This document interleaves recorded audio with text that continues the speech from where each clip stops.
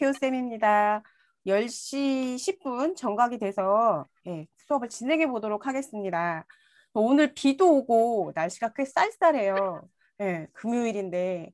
그래서 얼른 좀 수업을 끝내놓고 가뿐한 마음으로 저도 불금을 보내도록 하겠습니다. 어머님들도 오늘 불금 보내실 수 있도록 가뿐한 팡세 마무리할 수 있도록 도와드리도록 하겠습니다.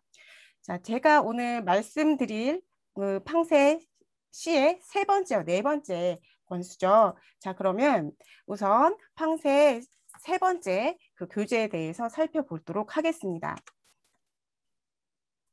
자, 팡세 세 번째 교재는 유추라는 그 영역으로 마찬가지 4주차에 걸쳐서 공통점과 차이점, 코드, 유비추론, 약속에 대해서 이렇게 언급을 해서 우리 아이들이 학습할 수 있도록 나와 있습니다. 자, 그런데 사실 공통점과 차이점, 그다음에 2주차의 코드나 유비추론 같은 경우에는 딱히 뭐 공식이 있는 것도 아니고, 그리고 우리가 어떻게 이 개념이 필요한 것도 아니에요, 사실은. 그런데 어떻게 하냐면 다양하게 생각을 해보고 우리 아이들이 문제를 해결할 수 있도록 도와주는 방법밖에 없어요. 네, 그러니까 다양하게 생각해보고 많이 접해볼 수 있도록 우리 어머님들께서 도와주시면 좋을 것 같습니다. 네, 그럼. 네, 그래서 이제 공통점과 차이점인데 사실 이 공통점과 차이점에서 여기 1일차에서는 아이들이 쉽게 접근을 하고 해결할 수 있을 것 같았어요. 그리고 저도 한번 해봤더니 아이들과 함께 진행해 봤더니 별 무리 없이 진행이 되더라고요. 그 다음에 2일차에서는 바뀐 그림 찾기는 어떻게 이런 문제 유형들을 접해봤느냐에 따라서 달라지더라고요. 그런데 이런 것도 경험을 통해서 이렇게도 문제를 찾을 수 있구나, 해결을 할 수 있구나라는 것으로 접근을 하면 된다고 봅니다. 문제는 3일차부터 이제 제가 아이들을 봤더니 한 번도 이런 유형의 문제를 다뤄보지 않은 아이들은 모르겠다라고 이렇게 손을 놓아버리더라고요. 그래서 제가 어떻게 했냐면 이게 팡세 C단계부터 시작한 아이들은 이런 문제 유형을 접해보지 않았기 때문에 팡세 B단계를 조금 이렇게 좁았어요. 그랬더니 팡세 B단계에서 이런 문자 찾기나 이런 바뀐 그림 찾기의 기본이 되게 잘 되어 있더라고요. 그래서 그렇게 만약에 우리 아이가 이 파트가 조금 부족하다 싶으면 이 단계보다 조금 아래 단계, B단계 정도면 아이들이 이렇게 잘 이 학습이 되고 습득이 돼서 그 다음에 C단계 이 과정을 풀 때 별 무리가 없더라고요. 그래서 어머님들께서도 그 점을 한번 참고하여 주시기 바라고, 그 다음에 우리가 여기에서는 정말 알 수 있는 게 보다 아까도 말씀드렸지만 다양하게 생각해 보는 과정이 정말 중요하겠다. 그래서 다양하게 생각해 보는 과정을 통해서 문제 해결력을 길러주는 것이 중요하다라고 제가 생각을 하고, 그 다음 이제 그 다음 여기에서의 로로는 무엇인가, 로로에 대해서도 또 이제 애들이 혼란을 가져오더라고요. 이제 이런 문제 유형이 사고력에서의 이제 시험 문제에서 이제 많이 등장하게 되는데, 지금 보면 사슴은 로로입니다. 상어는 로로가 아닙니다. 즉 어떠한 것들의 정의를 주고 이름을 붙여서 얘네가 로로다, 로로가 아니다로 이렇게 얘기를 해주고 있어요. 그럼 얘는 무엇이냐? 분류 과정이기 때문에 아이들한테 로로라는 것은 얘네들, 공통된 애들을 대표하는 하나의 대표 말이야 라고 언급을 해주시고 그렇게 해결할 수 있도록 도와주시면 되는데, 마찬가지로 이 문제를 풀 때 아이들이 그냥 이렇게 한 번만 읽어서는 절대 답이 나오지 않을 거예요. 그러면 어떻게 로로인 것을 한번 찾아보자, 로로끼리만 한번 문제를 더 읽어보자 라고 하면서 그 로로를 통해서 이 나와 있는 보기와의 또 공통점을 찾는 거죠. 그렇게 해서 이제 로로다, 로로가 아니다라는 이런 문제를 해결할 수 있도록 도와주시면 됩니다.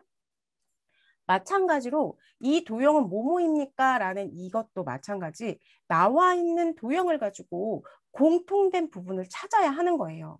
그러면 얘네들을 이렇게 딱 봐서 자, 하나하나 부분 살펴봐야 되겠죠. 예를 들면 얘는 지금 여기 네모난 것과 아래 두 개가 있다. 얘는 하나하나밖에 없어. 그런데 얘와 얘의 차이점을 봤을 때 어떻게 위에가 있는 게 똑같네. 그렇죠? 그런데 이제 세 번째를 봤을 때는 위에 모자가 없어요. 네 번째를 봤더니 위에 모자가 있고요. 아, 그렇다면 모모를 기준으로 찾을 때는 위에 있는 도형은 상관이 없는 거구나라는 것을 알 수가 있을 거예요. 그런데 밑에 봤더니 이 아랫부분에 무엇이 나왔냐?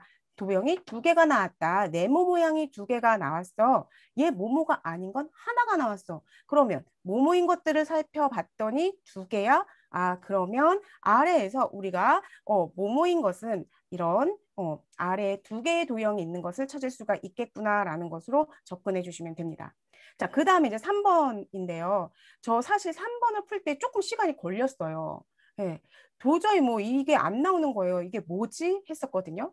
혹시 어머님들께서 이거 3번 푸셨다면 저보다 뛰어난 실력을 가지고 계신 어머님이 아닐까라는 생각을 해봅니다. 전 처음에 얘가 선이 있어? 원이 있어? 그럼 뭐뭐야? 그럼 이제 또 뭐뭐인 걸 볼까? 봤더니 얘가 만났어. 근데 저는 계속 어디에만 꽂혀 있었냐면 만나지 않는다? 만난다. 그럼 뭐 하나만 만나도 만나지 않아도 뭐뭐인가? 라는 것만 이제 생각을 했어요. 그래서 봤더니 계속 생각을 해서 봤더니 이 보기와 같이 봐서 아, 선이 한 개일 때는 원이 한 개구나. 선이 두 개일 때는 그러면 동그라미가 두 개가 돼야 되는데 동그라미가 세 개가 됐으니까 모모가 아니구나. 그러니까 아, 얘가 지금 동그라미와 선의 개수가 같아야지 된다라는 것으로 제가 언급을 했어요. 그래서 이게 문제를 해결을 하니까 어떻게 여기 이 문제가 되겠죠. 선이 두 개고 동그라미가 두 개인 얘가 답이 될 수 있겠다라는 겁니다. 자, 이게 진짜 저도 경험을 하지만 이상하게 한 곳에 꽂혀가지고 그 부분만 보면 절대 이게 답이 되지 않아요. 그러니까 어머님들께서는 아이가 한 부분에만 꽂혀 있나 한번 보시고 그럼 미리 어머님들께서 이거에 대한 해설은 알고 있으셔야 되겠죠. 하시고 알고 있대 아이들한테 잡고 접근해 갈 수 있도록 문제를 해결할 수 있는 해답에 접근해 갈 수 있도록 옆에서 발문을 던져주시고 도와주시면 쉽게 해결할 수 있을 거라고 생각을 합니다. 자, 그 다음에 2주차 코드에 대해서 이제 이야기 한번 해볼게요. 자, 코드는 스키테일 아모, 그 다음에 카이사르 아모 이렇게 두 개가 나오는데요. 제가 이거를 아이들에게 하라고 하고 알려주고 저는 한번 집에서 해봤어요. 했더니 진짜 아이들이 좋아하더라고요. 저희 아이들이. 자, 그래서 스키테일 아모를 한번 해보시고 재미있게 아이들이랑 휴지심 또는 키친타올의 심을 이용을 해서 아모를 한번 만들어 보세요. 재미있는 일이 벌어질 겁니다. 자, 스키테일 아모라고 하는 것은 우리가 옛날에 전쟁터에 나갔을 때 어떻게 했냐면 똑같은 이 암호를 주고받을 비밀 메시지를 주고받을 사람이 이런 같은 이 둘레의 원통을 서로 주고받은 거예요. 그래서 이 원통에다가 같은 크기의 원통에 내가 쓸 말을 여기 이렇게 감아 놓은 거죠. 그러니까 같은 크기의 원을 가지고 있는 사람만이 이 암호를 읽을 수 있겠다라는 거죠. 자, 그럼 다시 말해서 같은 크기의 원의 둘레라고 했으면 길이에 해당하는 거겠죠? 그럼 길이에 해당하기 때문에 얘네들이 길이 간격이 일정해야지 된다라는 것으로 같이 따라서 언급해 줄 수가 있습니다. 자, 그러면 여기에서 볼게요. 5, 고, 전, 10 이렇게 되어 있거든요. 그럼 한 번씩 해보는 거예요. 글자를 하나하나씩. 자, 오고, 오전, 왠지 오전이 좀 가깝죠? 그럼 오전 한 칸 뛰나 보고 한 칸 뛰는구나. 자, 그렇다면 오 한 칸 뛰고 전, 그 다음에 에 한 칸 뛰고 가. 그 다음에 어떻게 세로 고, 십, 요가 되는구나 라는 것으로 아이들과 함께 해보실 수 있습니다. 자, 따라서 스키테일 암호는 문자를 같은 간격으로 해야지 이게 해독이 되더라라는 것으로 언급을 하시고 그리고 그걸 가지고 아이들과 너와 나만의 메시지를 비밀 메시지를 한번 만들어 보자라고 하면 아이들이 은근 되게 반응들이 좋더라고요. 그래서 그렇게까지 한번 해보시라고 추천해 드리고 그 카이사르 암호는 이런 둥근 이 원에 나누어져 있어요. 모음과 자음이. 모음과 자음이 나누어져 있는데 얘가 지금 뭐가 되냐면 암호예요. 이 암호에 해당하는 이 글자들을 하나하나씩 여기 대응시켜 준 거죠. 자, 그래서 여기에 있는 하얀 색깔의 아이들을 가지고 우리가 해독을 하는 거예요. 그런데 얘가요, 은근히 쉽죠. 별로 어려울 게 없죠. 네, 뭐 따로 없어요. 그게 뭐 여기 보면 지읒이면 이 보라 색깔의 지읒을 찾아서 지읒을 찾아서 지읒에 해당하는 하얀 색깔 부분을 해독하면 되는 거니까. 그런데 아이들이 틀린 아이들이 있어요. 뭐냐? 꼭 보라 색깔 암호를 해독을 해야지 되는데 거꾸로 자기도 모르게 실수를 하기 때문에 그 실수 부분만 조금 어머님들께서 잡아주시면 될 것 같다라는 것을 말씀드립니다. 자, 마찬가지로 곱 암호 해독이에요. 얘도 곱 암호 해독도 여기 주어진 대로 그대로 하면 돼요. 그런데 우리 애들이 생각만큼 그대로 안 해요. 실수를 꼭 해요. 지금 얘가 지금 어떻게 되어 있냐면 2 곱하기 2인데 지금 2 곱하기 2 여기를 먼저 노란 색깔을 먼저 해서 2 곱하기 2가 된 거예요. 마찬가지로 6 곱하기 3도 6 곱하기 3 여기서 여가 된 거거든요. 그런데 하다가 중간쯤에 꼭 여기 이 노란색을 먼저 해야지 되는데 여기 파란 색깔, 초록 색깔 부분을 먼저 해독을 하는 바람에 오답이 간간히 나오기도 합니다. 그러니까 어머니들께서 가로와 세로의 이 문자들을 그 결과들이 어떻게 실수가 일어나지 않도록 도와주시면 좋을 것 같고요. 근데 애들이 되게 재미있게 수학이 아닌 것처럼 하기 때문에 저는 이런 방법도 되게 좋다라고 생각을 합니다. 그 다음 4일차에서는 이 곱 암호표 만들기인데요. 얘는 암호표가 규칙적으로 어떻게 나열되어 있는가 이것만 생각해 주시면 될 것 같아요. 자, 그래서 지금 얘를 보면 얘가 지금 5 곱하기 5로 이렇게 나와 있죠. 5 곱하기 5로 나와 있는데 지금 얘네들이 알파벳이 A, B 아래쪽으로 가고 있어요. 자, A, B 그러니까 얘가 E가 여기 있으니까 C, D가 될 거고 이어서 다시 위로 올라가는구나. 그러니까 이 규칙에 맞춰서 여기에 있는 암호표를 완성해 보면 된다라는 것으로 해 주시고 그리고 마찬가지로 여기에서 이 MATH 요 나온 알파벳도 가로와 세로에 규칙적으로 제대로 쓰고 있는지 실수만 하지 않도록 도와주시면 될 것 같습니다. 그 다음 5일차 이 암호도요. 어려운 게 아니에요. 이 덧셈, 뺄셈, 곱셈, 나눗셈을 못하는 애가 아니에요. 그런데 반드시 꼭 그런 애들이 나오더라고요. 잘하다가 이 부분이 2에 해당하는 부분이고 이 부분이 1에 해당하는 부분인데 꼭 어떻게 얘네들이 어떻게 바꿔서 쓰는 경우가 상당히 많더라고요. 그래서 얘네들이 암호표가 주어진 모양이 어떤 모양인지를 보고 그 암호표에 해당하는 연산과 숫자를 실수하지 않고 차분히 집중력 있게 잘 할 수 있도록 아이들한테 강조해서 해주시면 이것도 무리 없이 진행이 될 거라고 생각을 합니다. 자, 그래서 2주차 코드도 마무리가 됐고요. 3주차 유비추론 이야기입니다. 유비추론은 단어 유추 부분에서 재미있게 애들이 해요. 정말. 이 팡세의 장점이 그거 같아요.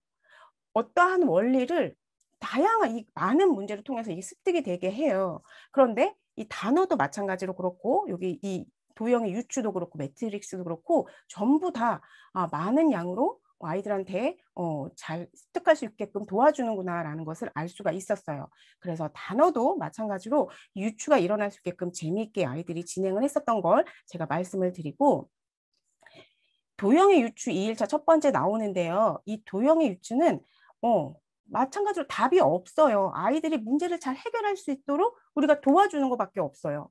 그럼 어떻게? 얘가 집중이 안 될 수 있거든요. 어머님들께서 그냥 툭툭 하나씩 이렇게 던져주세요. 어디에? 답을 해결할 수 있게끔 답에 근접해 갈 수 있도록 도와주시는 거예요. 자, 그렇다면 애들한테 야, 이거 반을 뚝 잘라서 왼쪽이랑 오른쪽을 바꾼 거잖아. 자, 반을 뚝 잘라봐. 왼쪽이랑 오른쪽 바꾸니까 이거지 이게 발문이 아니라 한번 이 근접하게 가보는 거예요. 자, 얘가 이 모양이 됐을 때 이 모양을 어떻게 하면 이게 될까? 이게 어느 부분일까? 한번 생각을 해보자 라고 해서 얘를 접근을 해주는 거예요. 자, 그러면 이제 애들이 얘가 얘가 이 끝부분인 것 같아 라고 이야기를 하면 뭐 여러 가지 말이 나와요. 그런데 우리가 중심을 가지고 얘와 만날 수 있게끔 그러면 우리 얘가 완벽한 도형을 자르지 않고는 되지 않을 것 같다. 그럼 잘랐을 때 어떻게 잘라야 될까 봤을 때 한번 잘라보자 하면 이제 얘들이 이렇게 자를 거예요.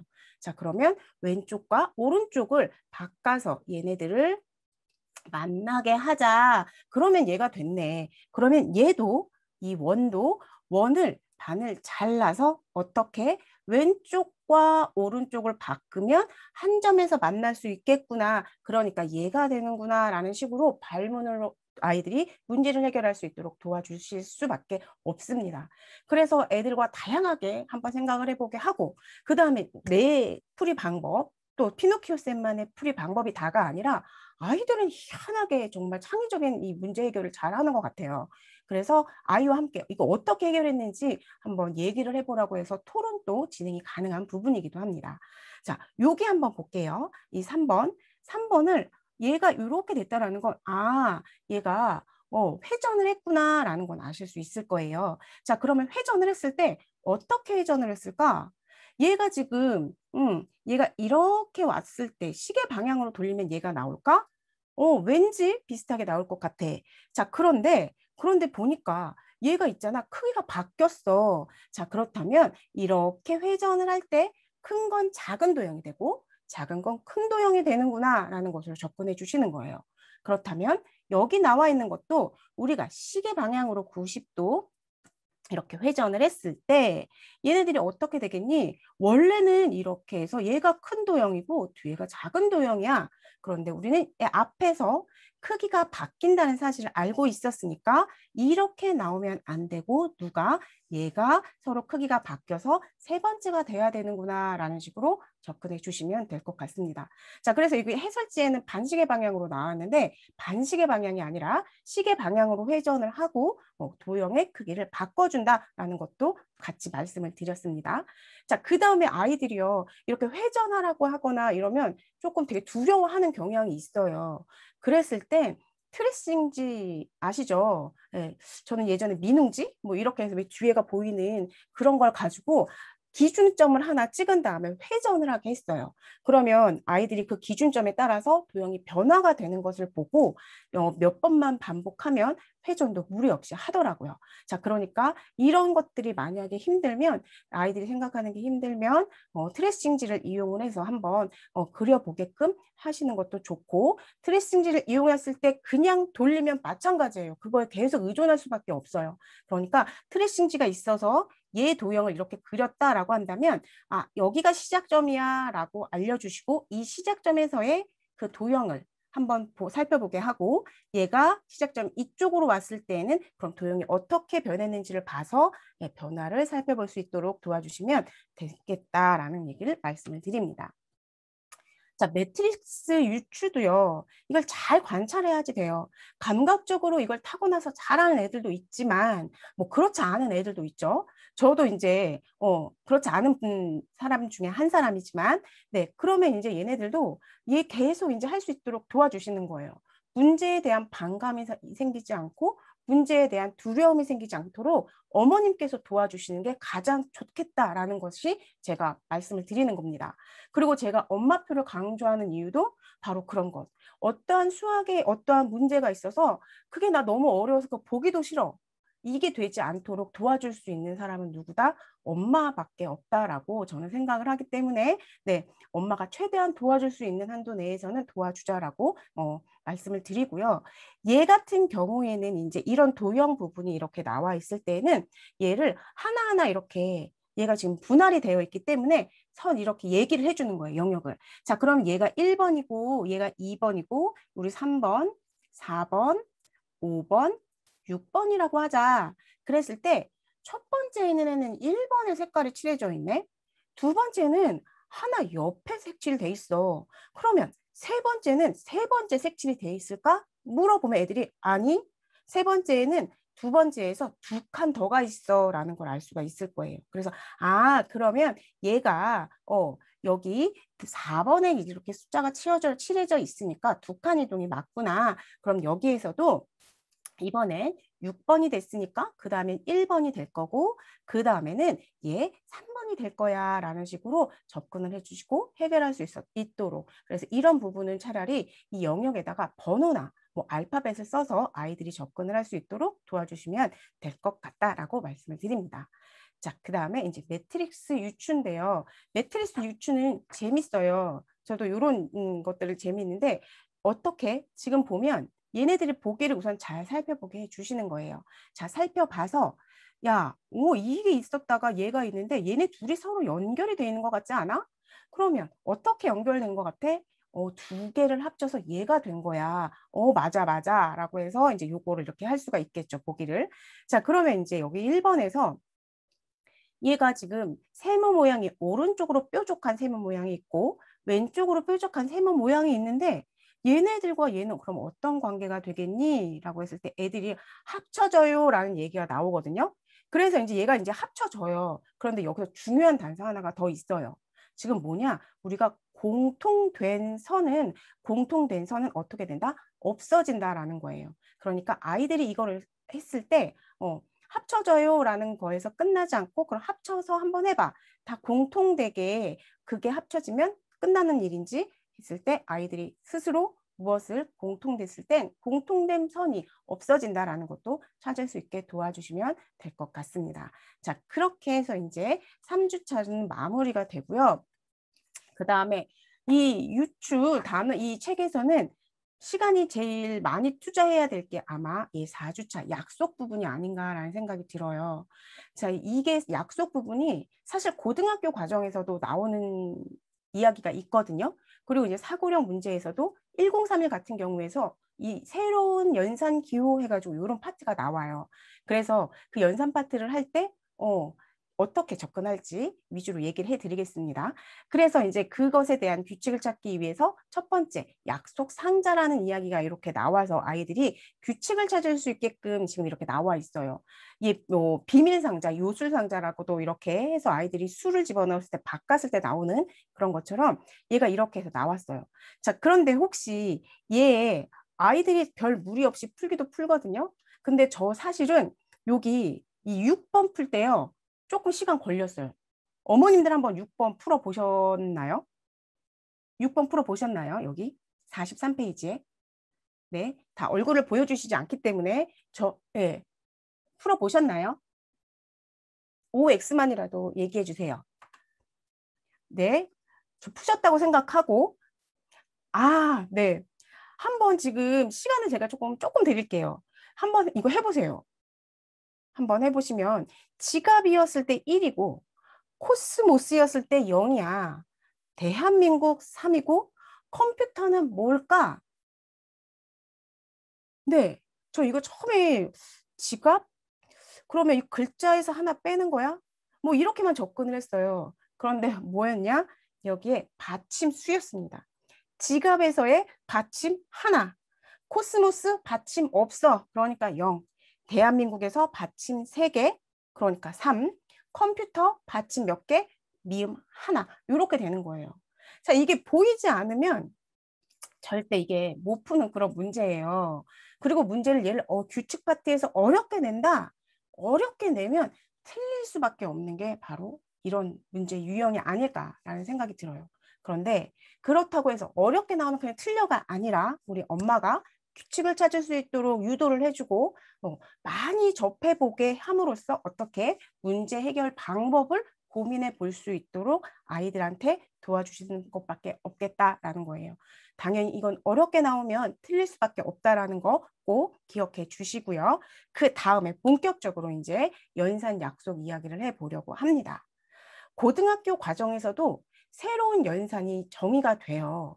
그런데 우리 아이들한테는 이 사칙 연산이 있는데 얘가 왜 또 이렇게 되는 거야? 이거 잘 못하는 고등학생들도 덜어 있어요.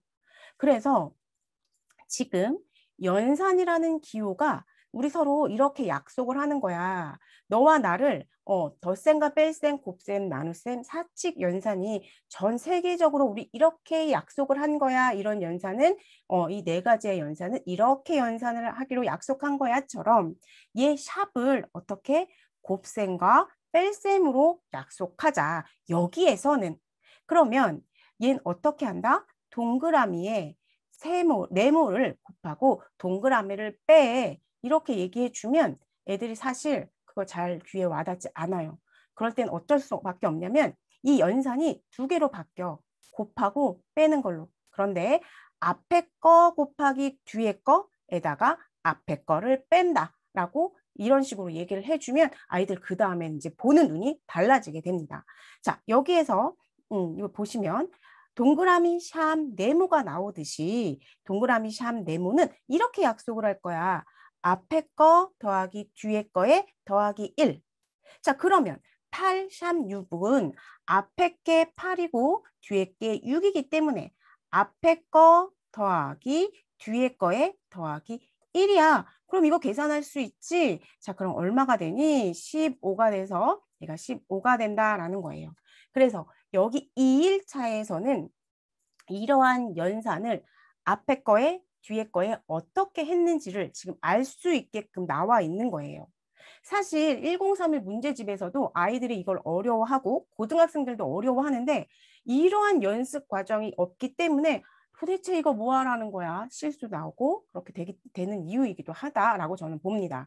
그런데 어떻게 이렇게 연산에 대해서 새로운 연산에 대해서 정의를 해주고 연습을 하면 요 연산 규칙도 마찬가지로 어렵지 않을 거고요. 그 다음에 3일차를 보면 연산 약속을 찾아서 이제 계산을 하긴데 연산 약속 찾는 게 어려워요. 앞에 거는 그냥 앞에 거에 뒤에 거에 뭐 더하기 1이야. 앞에 거랑 뒤에 거에 곱해서 뭐 뒤에 걸 더해. 이런 거에 있지만 우린 그 과정을 찾는 게 사실 쉽지가 않은 거예요. 그럼 마찬가지로 어떻게? 어머님들이 도와주실 수밖에 없어요. 그러니까 어머님들이 먼저 여기 부분을 알고 계셔야지 되겠죠.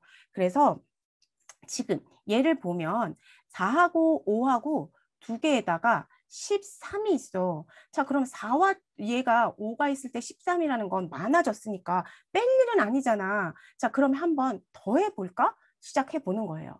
자, 더해보자. 그럼 더했어. 자, 두 개를 더했더니 어떻게 돼? 9가 돼. 9에서 13이 되니까 얘는 조금 뭔가가 더 더해진 것 같아. 그쵸? 그럼 한번 뒤에 것도 보자. 자, 6하고 2하고 두 개를 더하면 얘가 8이야. 자, 8에서 14가 됐으니까 얘도 어느 정도 더 더해졌네. 자, 그러면 우리 얼마가 더해졌는지 보자. 얘 한 4가 더해진 것 같고, 얘는 6이네. 4가 더해지고 6이 더해졌다고? 어서 많이 보던 숫자지? 4는 앞에 있는 숫자, 6 앞에 있는 숫자야. 자, 그렇다면 두 개를 한번 이 규칙이 맞나 다시 한번 해결해 보자. 7하고 11 두 개를 더하면 18이야. 18에서 25가 됐으면 커진 거야. 얼만큼 더 커진 거니? 하면 얘가 앞에 거 7이란 이야기가 나오겠죠. 자, 그렇다면 어떻게 앞에 거를 한 번 더 더한 다음에 뒤에 거를 더하는 게 이 연산의 약속이구나라는 것으로 이제 찾는 거예요. 근데 이게 쉽지가 않죠. 네, 쉽지 않아요. 그러니까 도와주시는 수밖에 없습니다. 자, 그래서 이렇게 해서 이게 훈련이 되면 이것보다 이 한 단계 위에 다운 그런 과정의 사고력 문제집이나 그런 문제집도 처음보다는 처음 보는 아이들처럼 이렇게 어렵게 하거나 어렵거나 그렇게 풀지 않을 거예요. 수월하게 풀 수 있을 거라고 봅니다. 그리고 저도 그런 아이들을 봤고, 자, 그래서 이 연산 약속 부분을 너무너무 어려워해. 만약에 이 세 번째, 팡세 씨의 세 번째를 어려워해. 그러면 그 부분만 한 단계 낮춘 B를 한번 아이들에게 풀려주세요. 그 B 부분은 다양하게 문제를 볼 수 있게 기본부터 이렇게 잘 다져놨기 때문에 그 B 단계의 C권을 보고 C 단계의 3권을 보면 조금 더 수월하게 아이들이 접근할 수 있을 거라고 봅니다. 자, 그렇게 한번 해보시고요. 그 다음에 도형의 약속에 맞게 빈칸 채우는 것도 마찬가지예요. 그런데 여기 팡세가 좋은 점은 그거예요. 아이들이 이렇게 얘가 얘니까 한번 찾아봐. 자, 얘 두 개 한번 더 해봐가 아니라 얘 처음에 이렇게 나와 있어요. 자, 왼쪽 수의 10의 자리, 오른쪽 수가 뭐 1의 자리인 두 자리 수입니다. 아, 이렇게도 수가 나타낼 수 있구나. 그리고 위아래 두 수의 곱과 왼쪽 오른쪽의 두 수의 곱이 같다. 6, 4, 24 14가 있으니까 얘랑 해서 24가 되려고 하는 애 그럼 누구밖에 없어? 10밖에 없어 라고 해서 얘를 접근해 줄 수 있는 거예요. 자, 그러면 여기 나와 있는 이 하나하나는 우리가 다른 사고력 문제를 해결하려고 할 때 거름이 되는, 양분이 되는 그러한 중요한 요소가 될 수 있지 않을까라는 생각을 합니다. 그래서 이런 문제의 것도 접근하고 어려워도 한번 풀어볼 수 있도록 해주시고, 만약에 이게 안 되면 그 전 단계도 추천을 해드린다라는 것을 말씀을 드려요. 마찬가지예요. 여기 있는 이 문제의 유형들도 보이면, 보이면 다행이에요. 근데 안 보이는 건 너무너무 당연해요. 너무너무 당연해요. 그러니까 어머님들께서 얘네들을 이렇게도 생각해보고 저렇게도 생각해봐서 다양하게 이제 문제를 해결하려고 한번 시도해 볼 수 있도록 도와주시는 걸 추천해 드립니다. 그리고 그렇게 도와주셔야지 우리가 수학 문제를 해결하는 좋은 방법 중에 하나를 찾게 되는 그런 것이라고 볼 수가 있습니다. 자, 그래서 이렇게 그냥 빨리 제가 팡세 C의 세 번째 건수를 이유추 단계를 마무리를 했는데요. 제가 도와드릴 수 있는 방법이 사실 없고, 엄마가 도와줄 수 있고 공식을 얘기하고 원리를 얘기할 수 있는 방법이 아닙니다. 얘는 아이들이 스스로 찾을 수 있게끔 도와주시는 것밖에 없고, 이런 문제 유형을 많이 다양하게 접해볼 수 있는 게 최고다라는 것이 제가 말씀을 드려요.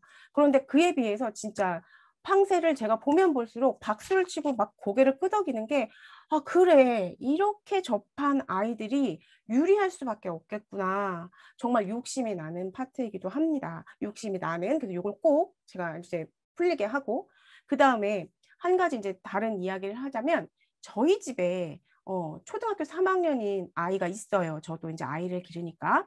근데 그 아이가 남자아이인데 좀 상당히 느려요. 그러니까 뭔가 이렇게 어떤 일을 해도 아웃풋이 잘 안 나오는 거예요. 그래서 사고력 문제를 다른 아이들 다 풀 때 사고력 문제를 접해주지 못했어요. 시간적인 여유가. 왜냐하면 사고력을 하기엔 그 부수적인 게 너무 많았기 때문에. 그런데 제가 저희 아이와 요즘에 프로젝트에 들어가고 있습니다. 어떤 프로젝트냐? 아침에 일어나서 이제 3학년이니까 줌 수업을 하잖아요. 줌 수업 하기 전에 팡세를 풀리는 거예요. 얘도 팡세를 되게 좋아하는 거예요. 다행히. 그런데 팡세를 어떻게 했냐? 지금 3학년이니까 3학년 것부터 풀리지 않았어요. 재미있게 할 수 있도록 아예 낮은 단계 팍 낮췄어요. 그래서 P단계부터 아침에 풀게 해줬더니 마치 습관이 들인 것처럼 아침에 정말 별거 아닌 시간이 돼버리는 거예요, 얘한테. 그리고 다 풀었다라는 것으로 마무리가 되고, 그다음 수학인 것처럼 안 보이고 했기 때문에 제가 지금 이렇게 시도를 해보고 있거든요. 그래서 진짜 저희 아이가 나중에 커서 정말 도움이 됐다라고 하면 제가 C2M에 말씀을 드리도록 하겠습니다. 어머님들도 아이와 함께 이런 방법으로 접근해 주시면 분명 보나 안 보나 도움이 될 건 너무너무 확실해요. 그러니까 어머님들께서 이런 다양한 방법으로 아이들 사고력을 길러주시고 사고력을 하지 않았다 하더라도 불안해하지 않으셨으면 좋겠다라는 이야기를 해드리고, 이제 마지막 팡세 네 번째 마지막 이야기를 해보도록 하겠습니다. 자, 팡세 마지막 이 네 번째 건수는 카운팅이에요. 그런데 이 카운팅은요, 사실 여기서 뭐 중요하지 않은 게 없어요. 그러니까 어머님들께서 요거를 좀 꼼꼼하게 아이들과 한번 살펴봤으면 좋겠다라고 말씀을 드리고요. 그 다음에 이건 고스란히 중학교, 고등학교 때 쓰일 문제들이에요. 그럼 정말 지금 우리가 3학년부터 밑바탕을 잘 마련해 주는 거다라는 것으로 너네 팡세를 만난 게 진짜 영광이야 라는 것으로 이제 자부심을 갖고 이걸 공부하셔도 좋을 것 같다라는 겁니다. 자, 그래서 1주차에는 오일러 경로가 나오고 2주차에는 최단 거리의 수, 3주차에는 이제 순서가 없는 가지수, 4주차에 교점과 영역이 나오는데 1주차에 오일러 경로부터 제가 살펴보도록 하겠습니다. 자, 여기 오일러 경로는 우리 어머님들도 어렸을 때 한번 해보셨을 거예요. 쉬는 시간에 종이 가지고 야, 한 번도 손 떼지 말고 이거 그려봐. 그릴 수 있어 없어? 이런 거. 얘가 바로 오일러 경로예요. 자, 그래서 오일러 경로의 뜻이 모른다 할지라도 지금 여기에서 나와 있어요. 자세하게. 뭐라고? 한붓 그리기가 가능한 도형을 오일러 경로라고 한다. 그러면 한붓 그리기, 한 번에 손 떼지 않고 한 번에 그릴 수 있는 게 오일러 경로구나. 자, 그런데 여기 문제는 출발점과 도착점이 같은 오일러 경로는 동그라미, 출발점과 도착 지점이 다른 오일러 경로는 세모를 표시를 하고 오일러 경로가 아니면 X를 표시하는 거야. 이렇게 나와 있어요. 자, 그러면 이제 애들한테 어떻게 할 거냐? 어? 시작점이랑 같아? 다 일일이 해볼 수 없죠. 그래서 여기 나와 있어요. 이 공식이 나와 있어요. 자, 어떻게 얘네들이 선이 이렇게 만나는 거기 때문에 점이 생겨요. 자, 선이 만나는 거니까 점이 이렇게 생기겠죠. 자, 이 점에서 선이 몇 개가 연결되어 있는지에 따라서 출발점과 도착점이 같고 출발점과 도착점이 다른 오일러 경로를 찾을 수가 있습니다. 자, 한번 보실게요. 이 점에서는 연결된 선이 하나, 둘, 셋, 네 개죠. 그럼 점 위에 이렇게 네 개라고 써주는 거예요. 자, 여기도 마찬가지로 4개가 될 거고요. 이 점에서도 4개, 여기도 4개가 되겠죠. 그런데 여기도 4개가 되는데, 자, 얘는요, 오일러 경로예요. 자, 얘를 이제 제가 한번 그려볼게요. 저 여기서 시작해서 여기로 끝났죠. 오일러 경로 맞아요. 더군다나 시작점이랑 출발점이 같게 만났어요. 자, 그럴 땐 어떻게 되는 거다? 홀수점이 없고 짝수점만 있을 때는 이렇게 시작점이랑 도착점이 같다라는 겁니다. 자, 그러면 이제 이 유형 문제를 한번 볼게요. 여기를 지우고. 자, 얘 같은 경우에는 지금 얘가 하나, 둘, 세 개여서 세 개 홀수가 됐고요. 얘도 하나, 둘, 세 개 홀수가 됐어요. 여기는 두 개라는 사실을 알 수가 있어요. 그쵸? 자, 그러면 제가 말씀드렸죠. 자, 오일러 경로라고 하는 것은 홀수점이 없거나 홀수점이 만약에 있다면 두 개가 있어야지 돼. 자, 그럼 홀수점이 두 개니까 얘가 오일러 경로긴 하구나. 자, 그러면 얘네들을 이렇게 해서 그려봤을 때 내가 여기 위에서 시작했는데 끝은 여기가 나왔네. 출발점과 도착점이 달라. 자, 그럼 얘를 그냥 외우게 하는 게 아니라 자, 여기에서 왜 출발점과 도착점이 같을 때는 짝수고 출발점과 도착점이 다를 때는 홀수가 걔가 두 개일 수밖에 없는지 말씀을 드릴게요. 자, 여기에 이렇게 점이 있어요. 점이 있을 때 이렇게 하나가 홀수니까 하나가 연결됐거나 아니면 이렇게 세 개가 연결됐다고 볼게요. 자, 하나가 이렇게 연결됐다고 하면 얘는 나가는 수밖에 없거나 아니면 들어오는 수밖에 없겠죠. 그쵸? 자, 얘도 또 볼게요. 얘 지금 들어왔으면 나갔다가 다시 들어왔어요. 더 이상 갈 길이 없어요. 그러면 짝수계를 볼게요. 지금 이렇게 짝수계를 본다고 하면 얘가 들어왔으면 들어온 것에 한해서 나갈 수 있어요. 들어온 것에 한해서 나갈 수 있어요. 자, 그렇게 돼서 홀수점이 있다면 막힌 게 어떻게? 두 개가 돼야 하나를 시작하는 점, 다른 하나가 도착 지점 이렇게 돼서 홀수계가 두 개가 나타나야 되는 겁니다. 아시겠죠? 자, 그러면 얘는 어디를 해도 출발점과 도착 지점이 같아요. 짝수일 경우엔. 자, 그럼 여기서 또 볼게요. 자, 우리 이거 별 모양 한복 그리기 가능하죠. 한복 그리기 가능해요. 이거 이렇게. 그쵸? 가능한 이유도 보면 짝수점이 되어 있어요. 홀수점이 없을 거예요. 만약에 자, 보세요. 여기에서 보면 두 개죠. 얘 하나, 둘, 셋, 네 개죠. 여기도 그러면 네 개일 거고 여기 네 개일 거고 여기 네 개, 네 개가 될 거예요. 그 다음 여기 있는 점은 두 개, 여기 두 개, 여기 두 개. 그렇게 돼서 홀수점이 없게 됩니다. 그렇죠? 자, 그렇다면 요거 위에 하나 볼게요. 자, 얘를 보면 얘는 하나, 둘, 셋, 넷, 다섯 개여서 다섯 개 홀수점이네요. 여기를 볼게요. 여기를 보면 하나, 둘, 셋, 네 개니까 짝수점이고 얘도 네 개여서 짝수점이 됐어요. 자, 이 점은 하나, 둘, 세 개니까 홀수점이 됐어요. 홀수점이 두 개니까 오일러 경로가 되는데 얘는 오일러 경로가 두 개 중에서 하나의 홀수로 시작을 했다라고 하면 다른 하나는 도착 지점이 된다라는 겁니다.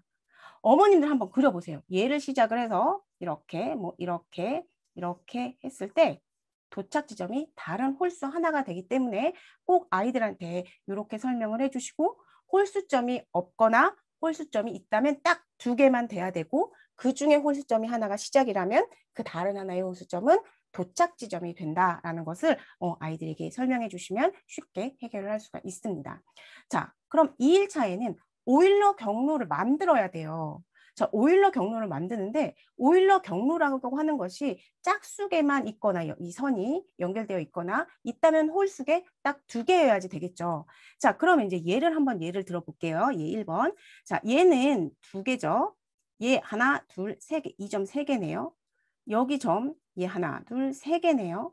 얘 2개, 이 점 3개, 얘 2개, 얘 3개, 얘 2개죠. 좀 빨랐나요? 그런데 어머님들 셀 수 있으니까 세실 수 있을 거라 생각합니다. 자, 이렇게 되어 있어요. 자, 되어 있는데 지금 홀수점을 봤더니 홀수점이 몇 개가 나타났냐? 4개가 나타났어요. 네, 맞아요. 4개 나타났어요. 그러면 이걸 어떻게? 홀수점이 2개로 만들어 주려면 홀수 2개를 서로 연결시켜 주면 되잖아요. 그래서 이렇게 연결시켜 줄 수 있어요. 뭐 꼭 이렇게만 연결시켜 줘야 되느냐? 아니요. 이렇게도 연결시켜 줄 수가 있어요. 그래서 좌우지간 홀수점이 나타났다면 그 홀수점이 2개만 될 수 있도록 이 문제를 해결할 수 있게 선을 하나 더 그어주자라는 이야기입니다. 그래서 여기서 또 한번 기억해야 할 것이 오일러 경로라고 한다고 하면 짝수점만 있거나 만약에 홀수점이 나타나면 딱 2개만 나타나야지 된다라는 사실을 아이들에게 이야기해 주시면 됩니다.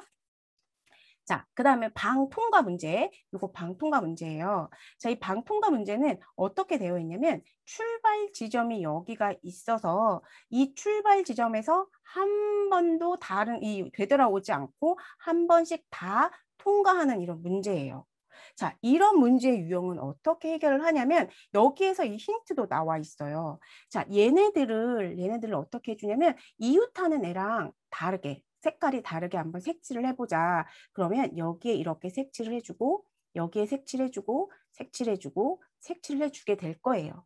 그런데 이걸 어떻게 하냐면 얘가 꼭 색칠 안 되고 색칠 되고가 옆에 이렇게 규칙적으로 반복돼서 나타나기 때문에 우리가 꼭 얘를 한 번씩 색칠이 된 게 있다면 그 다음에 색칠 안 된 길을 지나가야지 되겠다. 자, 그러면 색칠 됐으니 안 된 거, 된 거, 안 된 거, 된 거, 안 된 거 해서 나오면 여기 색칠된 거에서 끝나게 돼요.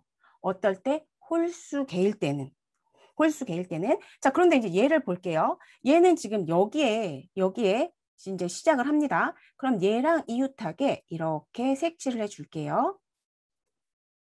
자, 색칠을 해주게 되면 2개를 서로 짝꿍을 시켜줘서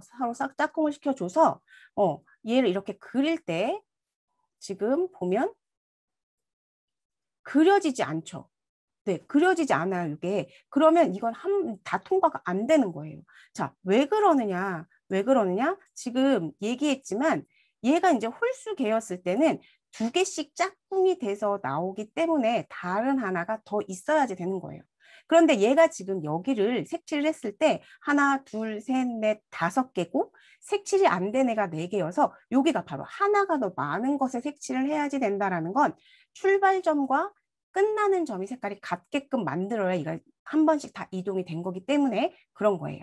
자, 그러면 또 한번 여기서 볼게요. 자, 여기서 이제 얘를 한번 보겠습니다. 얘를 보면 여기에 출발을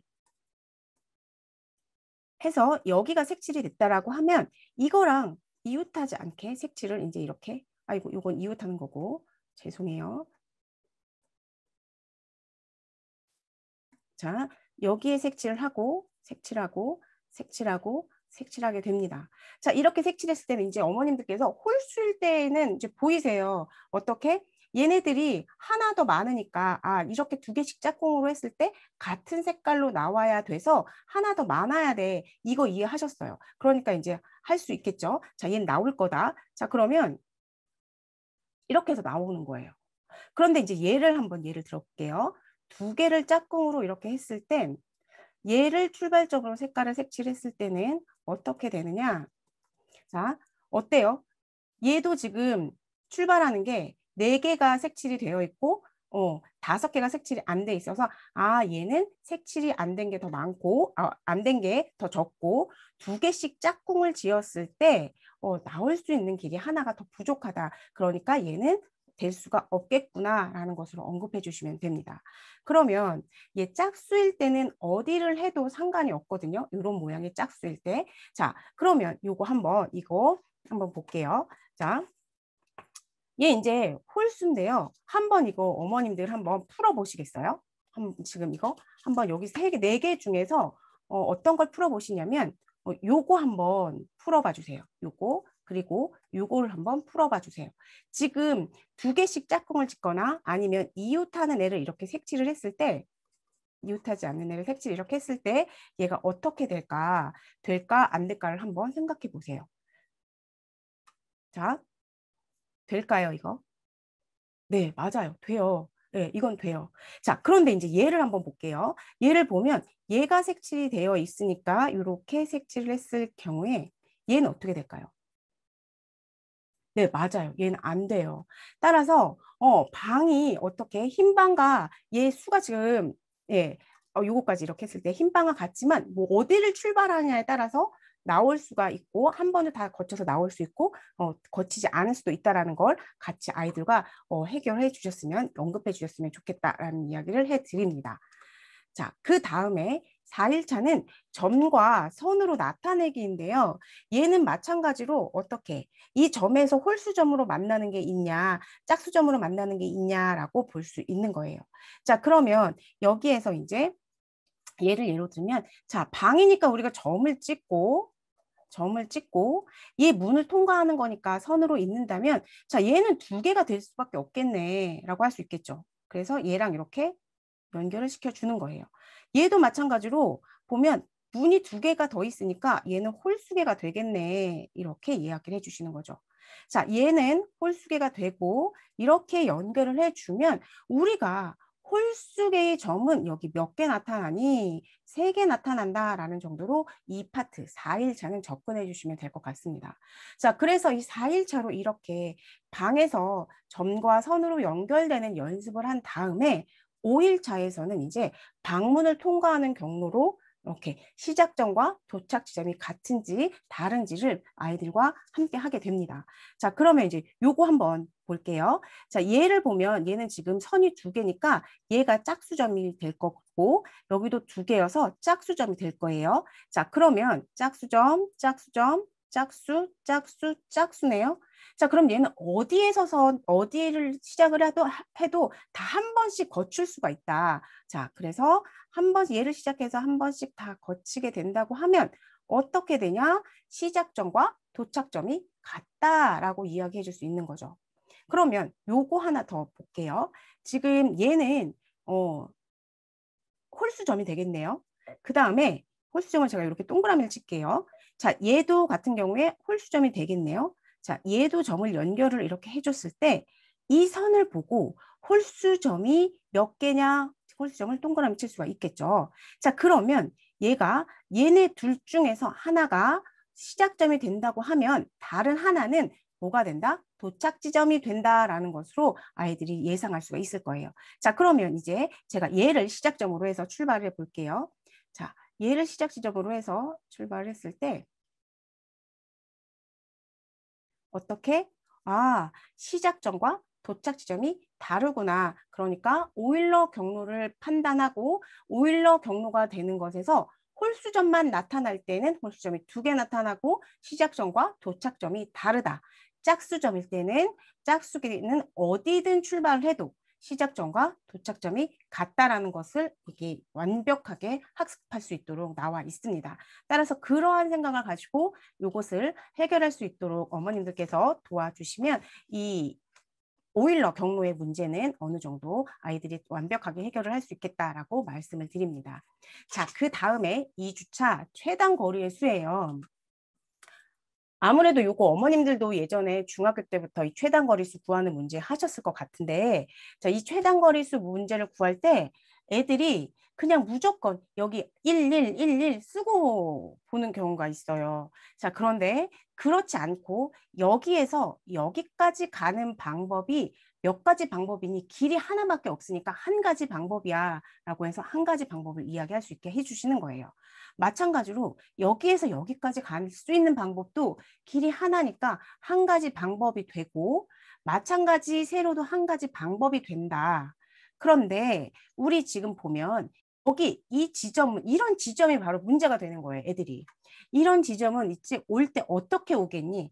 최단 거리를 갈 때 되돌아오지 않고 내가 앞을 향해 가야 되니 내가 여기에서 이렇게 오는 방법, 한 가지 방법이 있지 않겠니? 여기까지 오는 방법이 한 가지인데 여기서 이렇게 오는 방법 한 가지만 될 수 있지 않겠니? 그래서 얘와 얘의 길이 모아지니 얘랑 얘랑 두 개를 더해서 2가 되는 거야 라는 식으로 덧셈을 할 수 있게끔 도와주시는 거예요. 자, 간혹 아이들이 이런 문제 유형을 또 파악하지 못해요. 이해하지 못해요. 그러면 이거의 단계, C단계의 앞인 B단계의 이 최단 거리의 문제의 수를 조금 풀게 해주시면 더 얘가 수월하게 이해를 할 수가 있을 겁니다. 자, 그래서 이러한 문제 유형들 지금 보시면 이렇게 구멍이 아니 이 길이 이렇게 정사각형 모양으로 반듯하게 나와 있으면 그나마 조금 해요. 그런데 여기에서 이러한 이 길, 여기 방향이 이렇게 하나가 연장돼서 똑같은 수가 나와야 되는 이 길을 아이들이 힘들어 하는데 여기까지 왔던 길에서 여기까지 왔던 길에서 여기를 갈 수 있는 방법은 이 길 하나밖에 없어. 그러니까 얘가 똑같이 가는 거야 라고 얘기해 주시면 돼요.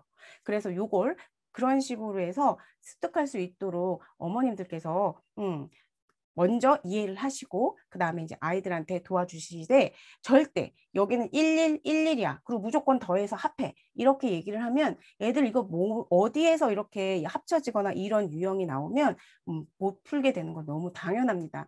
그래서 그렇게 아이들과 함께 해 주시고요. 2일차에는 들렀다 가기라는 이야기가 나오는데 사실 이거 우리 때는 무슨 얘기 나왔냐면 검문소 얘기 나왔었어요. 그래서 가에서 달을 가는데 검문소를 반드시 거쳐서 가라는 이야기가 나오거든요. 자, 그럼 이 검문소 거쳐서 가는 건 반드시 가야지 되는 거잖아요.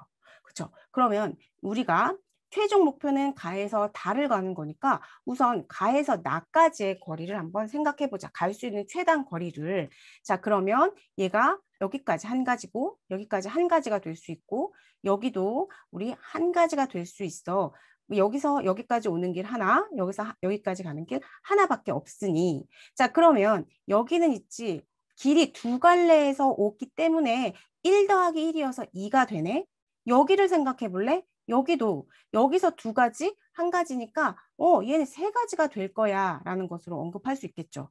그럼 여기도 한번 얘는 여기에서 오는 방법인데 여기까지 오는 방법이 두 가지고 한 가지가 더 더해지니까 세 가지가 될 거고 여기 나지점에서는 여기까지 오는 게 세 가지 방법, 여기까지 오는 게 세 가지 방법이어서 이렇게 오거나 이렇게 오는 거여서 총 6가지 방법이 된다. 자, 그러면 6가지 방법이 되는데 우리 나에서 다로 가는 길을 한번 해보자. 나에서 다로 가는 길은 이렇게 가는 방법 한 가지. 그 다음에 또 이렇게 가는 방법 두 가지다. 그럼 봐봐. 애들한테 이제 얘기해 주는 거예요. 그럼 봐봐. 여기서 여기까지 오는 방법이 6가지인데 이 길로 가는 방법 하나지. 그럼 얘도 6가지 방법이겠네. 얘도 여기까지 오는 방법이 여기까지 오는 게 6가지. 여기에서 이렇게 갈 수 있는 방법은 딱 한 가지. 그러니까 이쪽으로 가도 6가지 방법으로 갈 수가 있겠네. 그러면 6 더하기 6이니까 얘가 12가 되지만 우리 귀찮은 거 싫어. 간단하게 조금 얘를 멋지게 써보자. 똑같은 수를 2번 더하면 얘를 어떻게 한다? 얘를 더한다, 아니 곱한다 라고 이야기해 줄 수가 있겠죠. 자, 그래서 6 곱하기 2는 12가 된다 라고 얘기해 주면서 그래서 앞으로 여기를 꼭 거쳐서 가는 길은 이렇게 덧셈으로도 해결할 수 있지만 여기 있는 방법의 수에다가 여기에 있는 방법의 수를 곱해도 된다라는 것으로 이해를 시켜주셔서 이걸 곱셈으로 풀 수 있게 도와주시면 됩니다. 자, 여기에서도 마찬가지로 지금 여기서도 가에서 나까지 가는 방법을 구하고 그리고 나까지 왔었던 방법에다가 다에 해당하는 방법으로 가는 거니까 요거를 같은 수로 더해주고 이것을 다시 말해서 같은 수를 더했다. 그걸 업그레이드해서 곱셈으로 표현을 했다라는 것으로 이야기해 주시면 됩니다.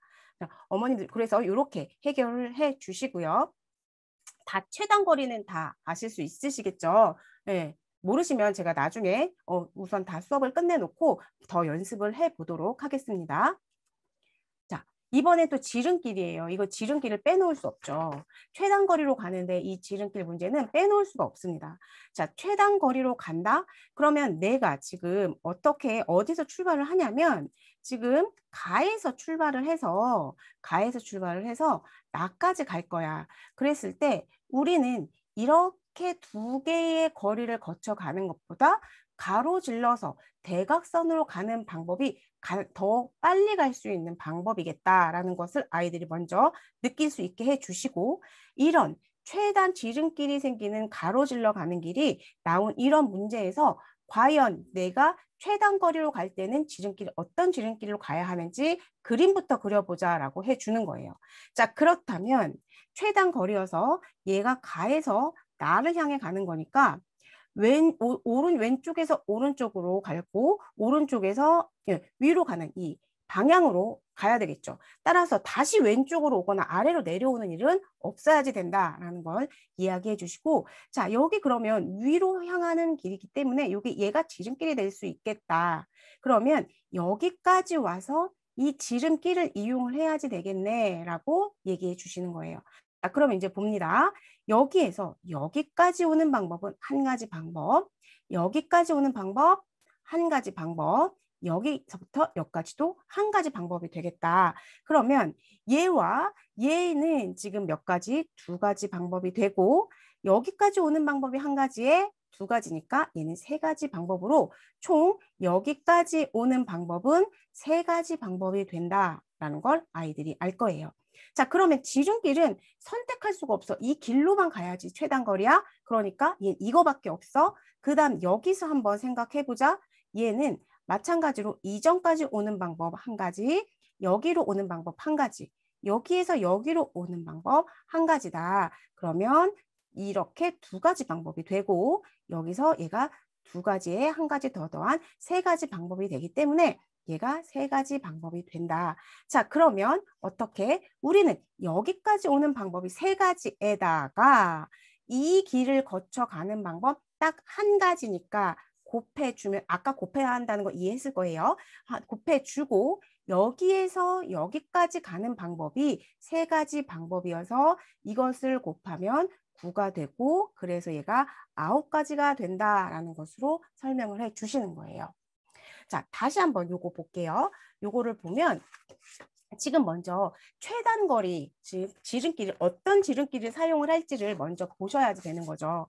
자, 그러면 지금 이거는 지름길이 될 수가 없어요. 그래서 아이들이 이런 지름길이 있을 때는 다 지름길을 거쳐서 가야 되는 거라고 생각을 하는 경우도 있거든요. 그래서 먼저 지름길이 될 수 없는 길을 먼저 체크해서 걔는 가지 않도록 한다. 즉 내가 가야 할 지름길을 먼저 체크해 보자라고 해서 우리가 가가 여기 있고 나가 여기 있으니까 지름길이라고 한다면 요거 두 개가 확실히 지나야지 되는 지름길이다라고 이야기해 주세요.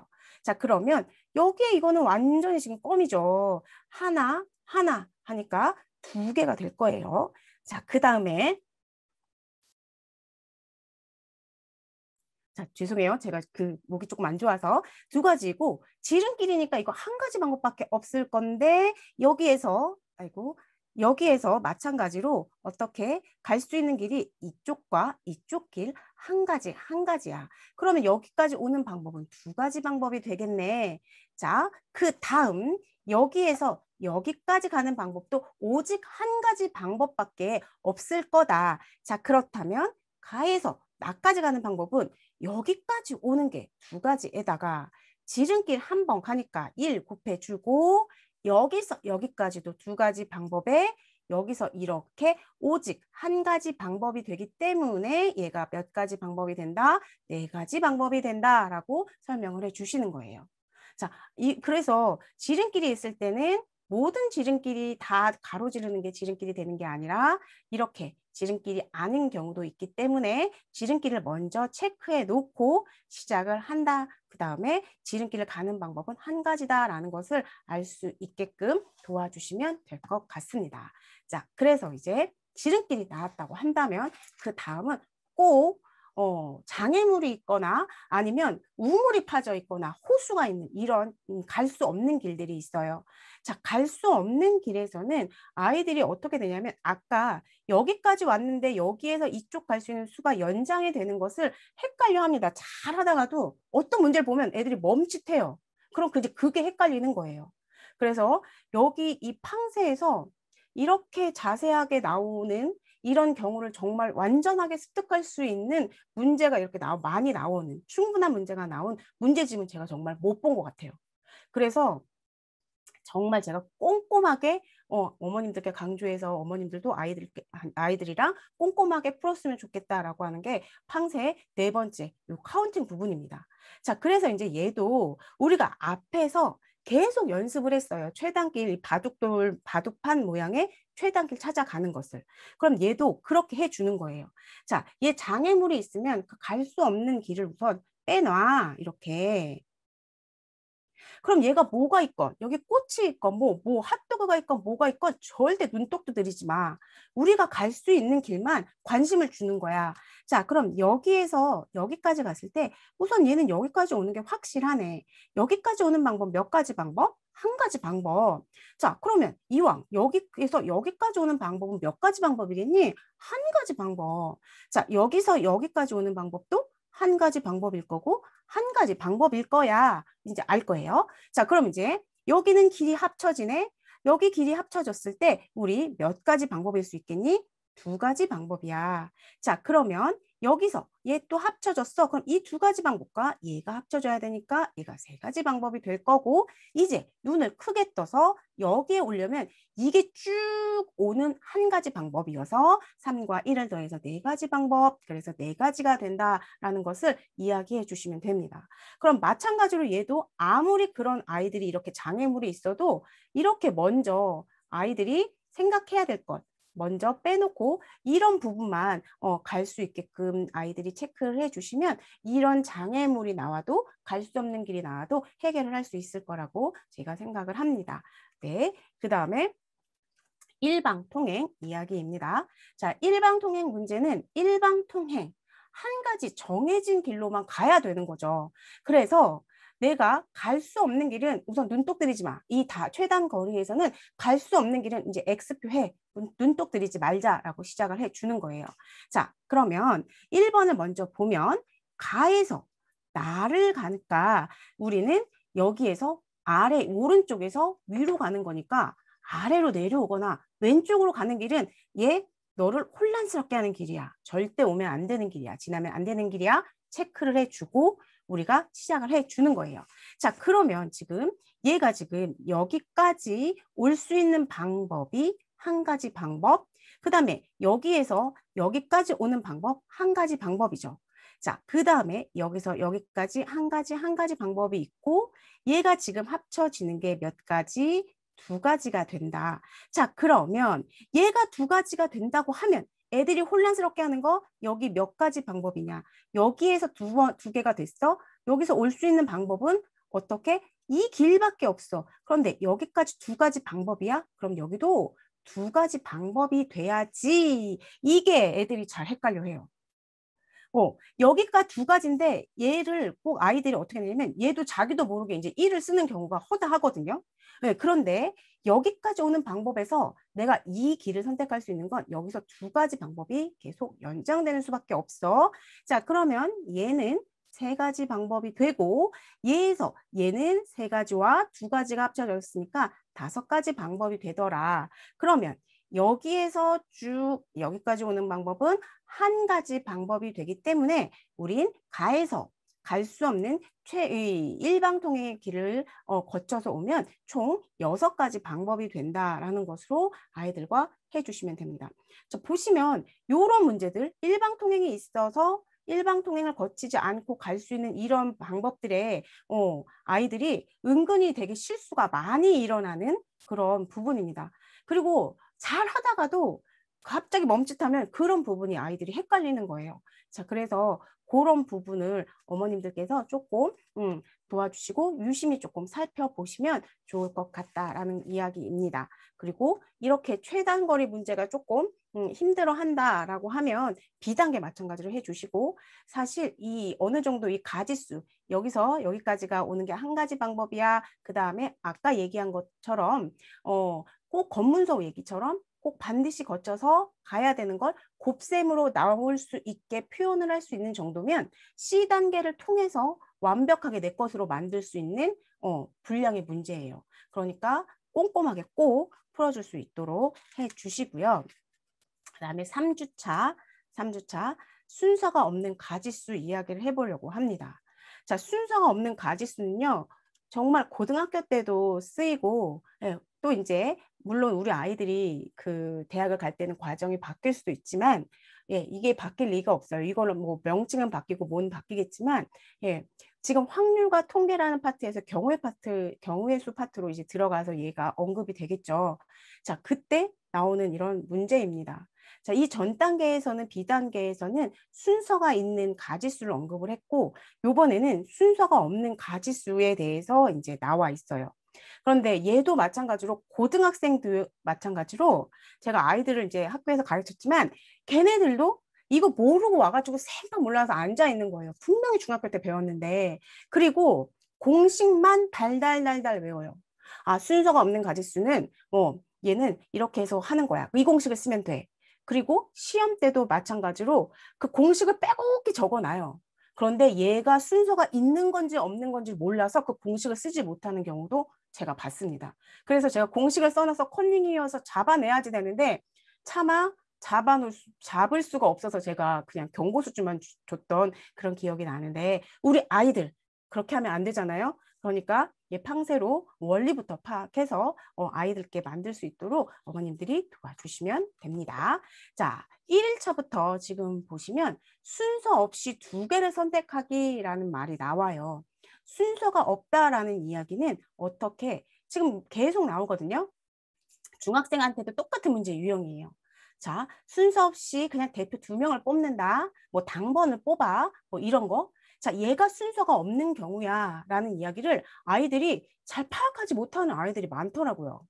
그러니까 우리의 아이들을 어디부터 순서가 없이 두 개를 선택하는 경우가 어떤 건지 한번 보는 거예요. 자, 그러면 순서가 있게 두 개를 선택한다라는 얘기는 어떻게? 자, 두 개를 선택했는데 얘네들이 다 몫이 있는 거예요. 반장이 있으면 부반장이 됐고 그 다음에 얘가 첫 번째면 두 번째가 되고 그게 바로 순서가 있는 경우고 그냥 두 개만 뽑는 거 그거는 순서가 없는 경우에 해당이 되는 거야. 자, 그래서 과일 4개 중에 2개를 선택한다. 자, 과일 4개 중에 2개 선택하는 경우니까 과일 2개만 뽑으면 돼 라는 것으로 이해시켜 주세요. 자, 그 다음에 이제 여기서도 여기 이제 6번을 보시면 7명 중 청소 당번 2명을 뽑는데 당번을 뽑을 때 그냥 당번 2명만 뽑으면 되지 이 당번을 어떻게 정해주지 않죠. 그래서 얘네들을 그냥 2명을 뽑는다. 7명 중에서 2명을 뽑는다. 그러니까 순서 없이 2개 뽑는 거야 라는 이야기로 아이들을 먼저 이 단어를 이해시켜 주세요. 그런데 정말 여기서 다양하게 나와요. 자, 채소 5개 중에 2개 선택하는 거. 옷 8벌 중에서 2벌 선택하고 자 순서 없이 그냥 2개 선택하는 거야. 6개 중에서 구슬도 그냥 2개만 선택하기만 하면 돼 라고 해서 얘를 이제 먼저 이해시켜 주시고 그 다음에 가지수를 이제 따져 보는 거죠. 자, 먼저 과일 4개 중에 이제 2개를 선택하는 겁니다. 자, 그럴 때는 얘가 지금 이 문제 풀이 때문에 아이들이 헷갈릴 수도 있어요. 왜냐면 내가 얘를 순서를 이렇게 나도 모르게 얘를 하려다 보니 순서를 정해주지만 이건 어쩔 수 없이 정하는 거예요. 자, 보세요. 자, 참외한테 먼저 내가 2개를 선택하는 거니까 너 짝꿍할 사람을 찾아봐 라고 하자. 그러면 우선 참외가 너가 짝꿍할 수 있는 방법은 몇 가지 방법이니 한다면 얘가 하나, 둘, 3명을 뽑을 수가 있을 거예요. 자, 그래서 여기 이렇게 보이시나요, 이거? 네. 자, 그러면 사과, 귤, 참외 이렇게 나오는데 지금 여기가 나왔으니까 우리가 정정합니다. 지금 어머님들이 이해를 더 빨리 하기 위해서 참외를 먼저 주도권을 주지 않고 사과를 먼저 이제 제가 주도권을 줄게요. 사과를 주도권을 주고 너 짝꿍할 애를 찾아봐 라고 한다면 참외가 귤, 사과, 참외 이렇게 할 거예요. 그러면 얘가 몇 가지 방법이냐면 세 가지 방법이겠죠. 자, 이번에는 귤한테 이제 주도권을 주는 거예요. 얘도 몇 가지 방법이 나타날까요? 세 가지 방법이 나타날 거예요. 자, 얘도 딸기도 세 가지 방법이 나타나고 참외도 세 가지 방법이 나타날 겁니다. 자, 그러면 보세요. 내가 지금 세 가지 방법으로 한 해당 세 가지 방법으로 몇 개가 나타났어? 네 개가 나타났어. 그런데 봐봐. 주도권을 사과가 가지고 귤을 선택하나, 귤이 주도권을 갖고 사과를 선택하나. 짝꿍은 똑같이 짝꿍이야. 그럼 겹쳤어. 몇 개가 겹쳤어? 두 개가 겹쳤어. 그러면 걔를 나눠줘야지 되지. 그래서 나누기 2를 하니까 3, 4, 12에서 2 나눠서 6이 되는 거야 라는 것으로 우선 첫 번째 곱셈을 설명을 해줄 수가 있어요.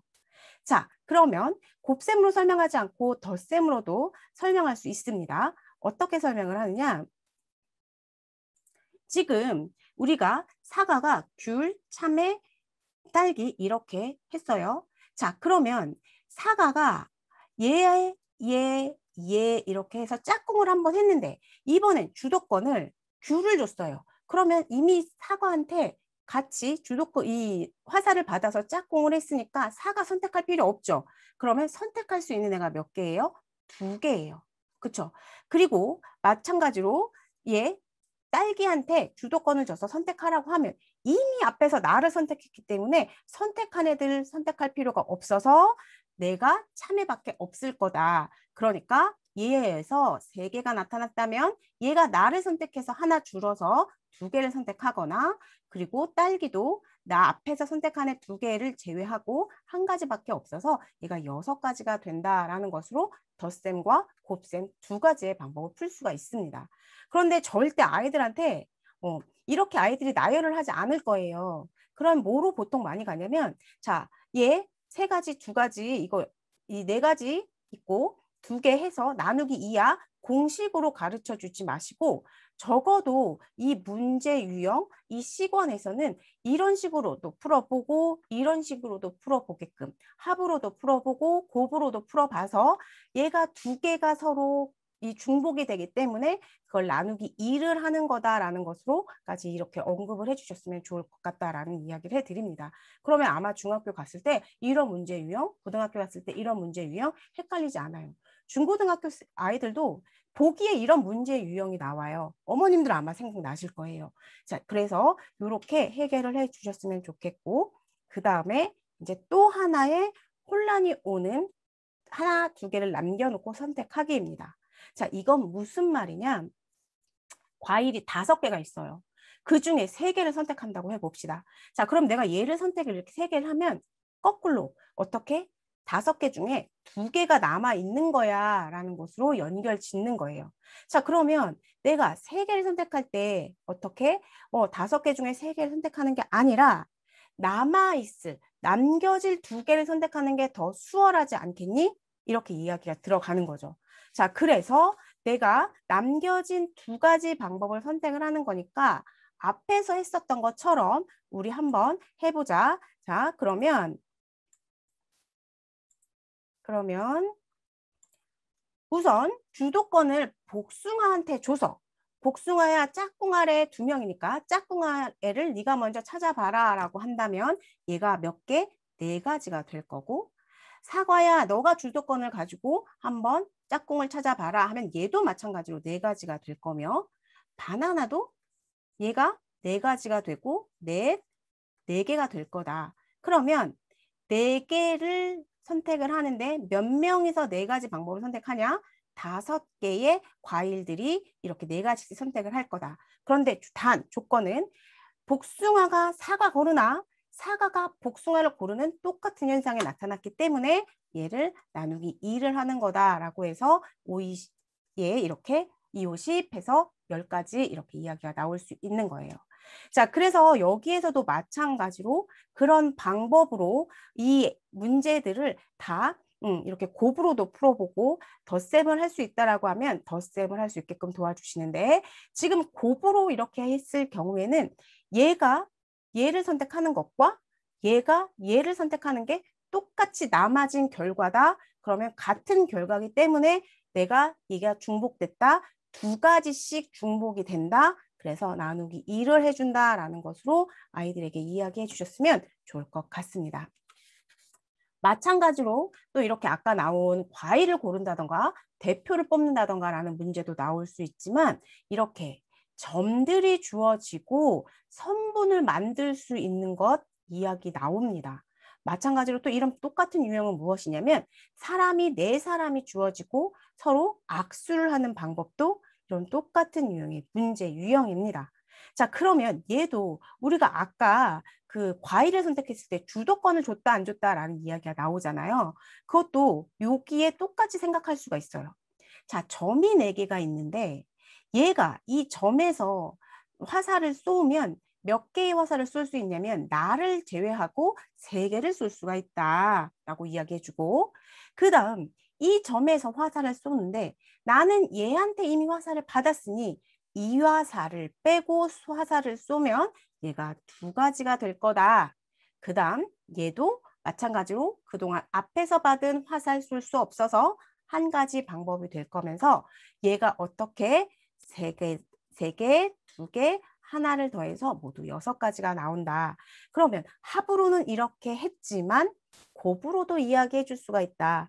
얘가 악수를 청할 수 있는 방법은 4명이서 하기 때문에 3명을 선택할 수가 있고 얘도 선택할 수가 있는데 나눗셈을 조심하자. 왜? 중복되니까. 자, 그래서 얘도 셋, 얘도 셋, 얘도 셋이고 우리는 3개씩 4명이 선택할 수 있지만 중복이 2개 허락이 돼서 3, 4, 12여서 6가지 방법으로 합으로도 풀 수 있지만 곱으로도 풀 수 있다. 자, 그런데 합으로 풀 땐 얘 이렇게 화살 쏜 거를 이미 제하고 더하는 거고 곱으로 할 때는 중복을 나중에 나눗셈으로 해결을 했다라는 식으로 이야기해 주시면 됩니다. 그래서 지금 계속 똑같은 문제 유형이 나와요. 하나는 덧셈으로 풀기가 수월한 문제, 또 하나는 곱셈으로 풀어서 수월한 문제. 그러니까 덧셈과 곱셈을 함께 공부할 수 있도록 정해 주셔야지 되는 거겠죠. 그래서 어머님들이 이 파트를 할 때는 너무 욕심 부리지 마시고 그걸 차분히 풀 수 있도록 도와주시면 될 것 같습니다. 자, 그 다음에 가장 또 많이 나오는 게 리그전 토너먼트전이에요. 혹시 리그전이 뭐고 토너먼트전이 무엇인지 아시나요? 그러면 이번 기회에 조금 이렇게 정확하게 짚고 넘어가 주시는 게 좋아요. 리그전은 얘네가 1위, 2위, 3위, 4위를 정하는 이 순위를 결정하는 거예요. 토너먼트는 어떻게 되냐면 한 번 떨어지면 끝이에요. 그래서 최종 우승자 하나를 가리기 위한 그런 경기다라는 것으로 아시면 됩니다. 자, 그래서 토너먼트는 경기에 따라 어떻게 우승팀을 정하는 경기 방식이다라는 것으로 이 순위와 우승팀에 대한 정하는 이 리그와 토너먼트를 아이들한테 먼저 이해를 시켜 주시고요. 지금 4명이 리그를 하는 것과 4명이 참가한 토너먼트에 있어서 경기 수를 구하는 문제예요. 자, 4명이 참가를 했는데 경기는 두 팀씩 경기를 하겠죠. 그러니까 내가 악수하는 것과 똑같은 방법으로 문제를 해결해 줄 수가 있어요. 그럼 마찬가지로 얘도 덧셈으로 해결할 수 있고 곱셈으로도 해결할 수가 있겠죠. 그래서 덧셈과 곱셈 방식으로 해결할 수 있게끔 여기 예시에도 나와 있습니다. 자, 그런데 이제 얘 보세요.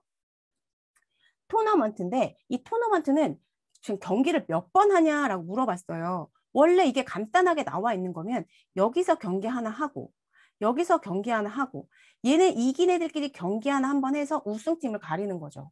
그런데 한번 잘 생각해 보세요. 얘네들이 했을 때, 이 둘이 했을 때 얘는 한 팀 만약에 지면 걔 완전히 탈락이죠. 걔 다시는 이거 할 수 없는 거예요. 끝인 거예요. 끝. 얘가 한 번 했으니까 끝난 거예요. 경기 한 번 했죠. 얘에서도 지금 보면 누군가 탈락을 할 거예요. 질 거예요. 그럼 만약에 제가 얘를 졌다고 할게요. 그럼 얘도 한 번 지면 탈락이에요. 그렇죠? 더 경기 안 해요. 그러면 여기서도 하나, 여기서도 경기 하나가 주어지겠죠. 그럼 2개네요. 탈락한 애들도 2명이네요. 2팀이네요. 자, 그럼 이제 여기에서 경기를 할게요. 여기에서 있는 애 A라고 하고 여기서 올라온 애를 B라고 이렇게 한다고 하면 A하고 B 중에서 반드시 여기서 하나는 탈락을 해야 여기 누군가 최종 우승자가 되겠죠. 그러면 여기까지 두 개였는데 여기 한 번 더 있어서 세 번의 경기가 이루어진 거네요. 그쵸? 자, 그럼 이거 기억하세요. 제가 이거 잠깐 지울 동안에. 자, 세 번의 경기가 있어요. 몇 명이서 했는데? 네 명이서 했는데. 그러면 네 명이서 경기를 했는데 한 명만 우승을 가려내는 거, 최종 우승자를 가려내는 게 토너먼트야. 그러면 세 팀은 뭐 한 거예요? 진 거예요. 그러면 진 게 무슨 수와 같다? 경기 수와 같다라는 겁니다. 아시겠나요? 자, 그럼 예를 한번 볼게요. 여섯 명이 있는데 이 여섯 명이 참가해서 무슨 방식? 토너먼트 방식이에요. 토너먼트는 뭐 우승자 한 명을 가려내는 거죠. 자, 그러면 한 명만 얘가 만약에 우승이 됐다라고 하면 나머지는 한 번씩 다 져야지 되는 거예요. 그쵸? 자, 져야 되는 거니까 얘가 이제 몇 명이 진 건가요? 하나, 둘, 셋, 넷, 다섯 명이죠. 자, 다섯 명이 진 거예요. 이 다섯 명이 한 번 경기할 때마다 져서 우리는 그러면 경기 수가 다섯 개다라는 걸 알 수가 있겠죠.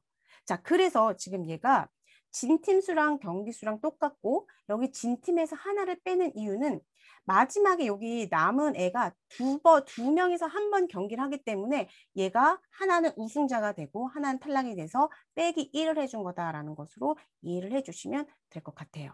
자, 그래서 토너먼트와 리그전도 자주 이 경우의 수 묻는 문제에서는 자주 등장하는 문제고 이런 문제 유형을 기본부터 잘 파악할 수 있도록 도와주시되 이 4일차에서는 리그전이 어떤 거고 토너먼트가 어떤 것이며 토너먼트와 리그전에 있어서 경기 수가 얘는 리그는 악수하는 것과 똑같고 토너먼트는 진 아이들의 수와 경기 수가 같다라는 것으로 정리를 해주시면 될 것 같아요.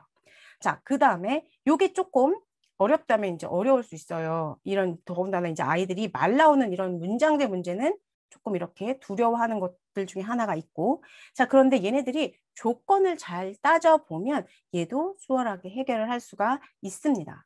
자, 그러면 예를 볼게요. 2번. 얘네들이 하나, 둘, 셋, 넷, 다섯, 여섯 명의 학생이 토너먼트 대결을 하는데 자, 그러면 경기는 5개가 되는 게 맞고 자, F가 경기를 3번 했대요. 그러고 봤더니 F가 경기를 3번 했대요. 자, 그럼 여기에서 한 번, 그럼 또 여기에서 뭔가 이렇게 올라와야지 2번이 되겠죠? 그 다음에 여기에서 또 한 번 올라와야 되겠죠?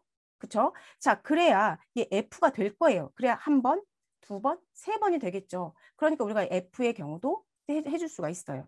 자, C와 D는 경기를 2번 했대요. 자, 그렇다면 C와 D가 만날 수 있을까요? 만나지 못해요. 그럼 C가 여기 있으니까 당연히 여기 하나에 D가 들어갈 수밖에 없겠죠. 자, 그러면 여기는 하나 남았는데 누가 남았나요? 2가 남았죠. 그래서 얘가 이렇게 나와 있어요. 또 하나 C와 D는 경기를 2번 했다는 얘기는 토너먼트는 지면 끝나는 거기 때문에 얘가 지금 무슨 소리다? 이겼다. 그래서 C가 이기고 D가 이겼다라는 것으로 언급해 줄 수 있겠죠. 그 다음에 지금 얘가 F가 이긴 게 됐고 이제 F와 C가 이렇게 되는데 E를 이긴 학생이 우승했다라는 얘기는 결국 얘와 얘가 만나서 누구? C가 우승을 했다라는 것으로 이렇게 해결이 될 수 있어요. 그래서 아이들이 이게 이렇게 몇 번 했다라는 것을 좀 잘 해결하나 지켜보시고 그다음 C와 D는 경기를 2번 했다는 얘기인데 이 2번 했다는 얘기는 서로 만나면 안 된다. 경기를 같이 하면 안 된다는 것으로 이 토너먼트의 대진표를 완성할 수 있도록 도와주시면 되겠습니다. 자, 힘드시죠? 마지막입니다. 조금만 힘을 내시고요. 제가 이제 얼른 쉬는 시간을 안 갖고 했기 때문에 빨리 끝내도록 하겠습니다. 네, 그래서 4주차에 이 교점과 영역을 하고 그 다음에 마지막에 저번 시간에 질문 못 받았었던 거 마지막 질문 하도록 하면서 수업을 마무리하도록 하겠습니다. 자, 교점의 개수는 지금 어떻게 하냐? 선과 선이 만나서 생기는 점을 교점이라고 해 아이들에게 이제 이거 얘기해 주는 거예요.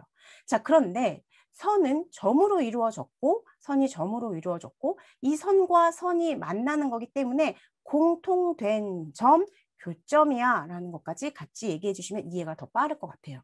자, 그런데 지금 여기서 보면 직선이 몇 개? 얘가 3개. 그런데 교점이 3개가 아니라 얘가 교점이 몇 개죠? 네, 2개라고 정정을 해 주셔야지 됩니다. 자, 그래서 여기의 교점은 2개만 나왔다라는 것으로 이것은 여기 1일차에서는 어떻게 선이 만나는데 2개의 선이 만났을 때는 이렇게 해서 1개의 교점이 생기고 이제 3개부터 이야기가 들어갑니다. 자, 3개의 교점이 있을 때, 3개의 직선이 있을 때 3개의 직선이 이렇게 한 점에서도 만날 수 있어. 그런데 3개의 교점이 있는데 얘는 어떻게? 이렇게 점이 3개가 나왔네. 직선 3개가 있는데 점이 3개가 나왔어. 어떻게 하냐에 따라서 직선을 그리냐에 따라서 교점이 이렇게 더 많이 만날 수도 있고 적게 만날 수도 있구나라는 것을 아이들이 알게끔 해주시는 거예요. 자, 그래서 2개의 직선이 만났다라는 건 2개가 반드시 하나의 직선이 만난다면 1개의 직선이 되는 거고 3개의 직선도 한 점에서 만나거나 이렇게 3개가 될 수 있다는 것으로 가볍게 교점의 개수를 언급해 주시면 됩니다.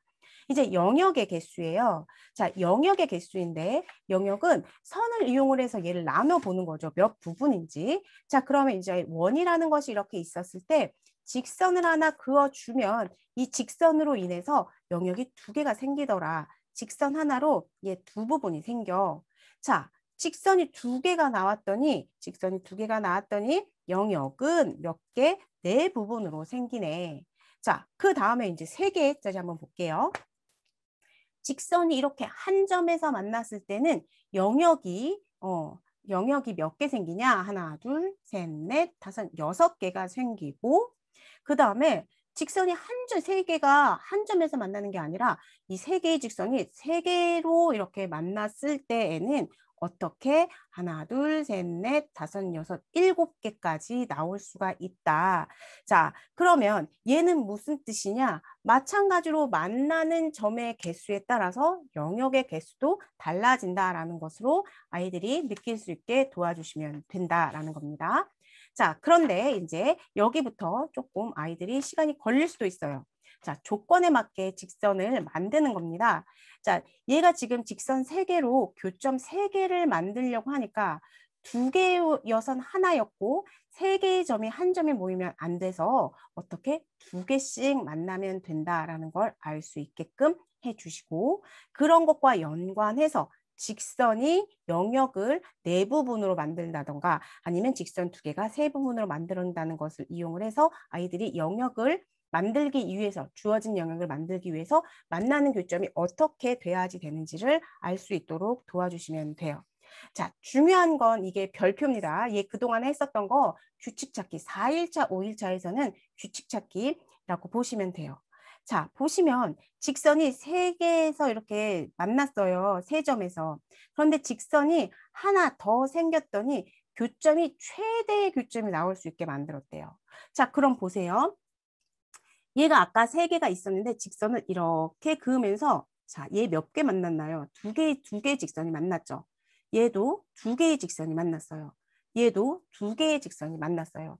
즉, 2개씩 만났을 때, 직선이 2개씩 만났을 때 얘가 최대가 나오게 된다라는 거예요.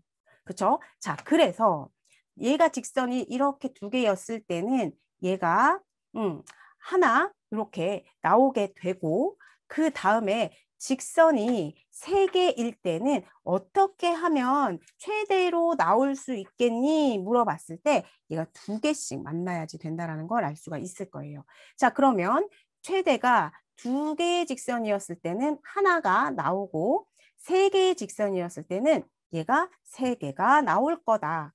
그러면 5개가 될 때, 자, 주어진 건 하나, 둘, 셋, 넷, 이니까 내가 5개를 이용을 해서 우리가 직선을 이으면서 가장 많게 그린다고 하면 이렇게 2개씩 만나게 그린다면 얘가 교점이 3개가 최대가 만들어지고 그에 해당하는 애의 교점의 개수는 모두 하나, 둘, 셋, 넷, 다섯, 여섯, 일곱, 여덟, 아홉, 10개가 되더라 해서 이제 10개까지 써줍니다. 그럼 마지막으로 이제 6개까지 하고 아이들이 이걸 작성을 할 때 지금 보시면 두 개부터 시작했는데 1이고 3개일 땐 3이야. 얘가 몇 개 늘어났니? 2개 늘어났어. 자, 4일 때는 3에서 어떻게? 3개를 더해주네. 자, 4에서 5로 넘어갈 때는 4개씩 커졌다. 자, 그러면 내가 얘가 나와 있는 걸 모르더라도 6이라고 하는 건 앞에 거에 얼마를 더 더하면 된다? 5를 더 더하면 된다. 그래서 15개가 되고 그럼 얘는 6을 더하고 얘는 7을 더한다. 즉 다시 말해서 직선의 교점이 최대가 되게 하는 것은 직선의 개수에보다 하나 적게까지 더하면 우리의 최대의 교점의 개수를 구할 수 있을 거다라는 걸로 마무리를 지어주는 겁니다.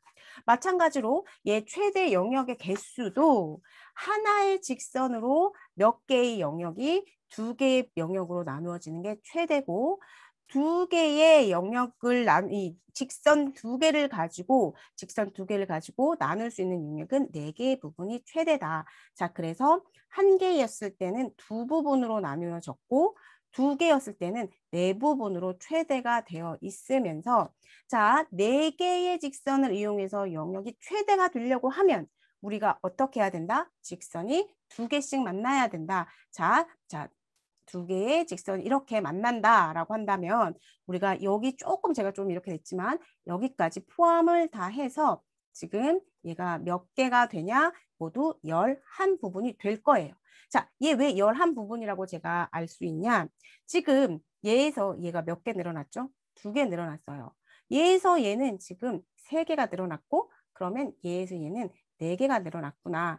그러면 5개의 직선을 그었을 때는 몇 개? 앞에 거에다가 5개, 5를 더해줘서 얘가 16개가 나올 거고 6개까지 그 직선을 그어서 최대의 영역이 나올 때는 얘한테 6을 더해서 22번째까지 나올 거다.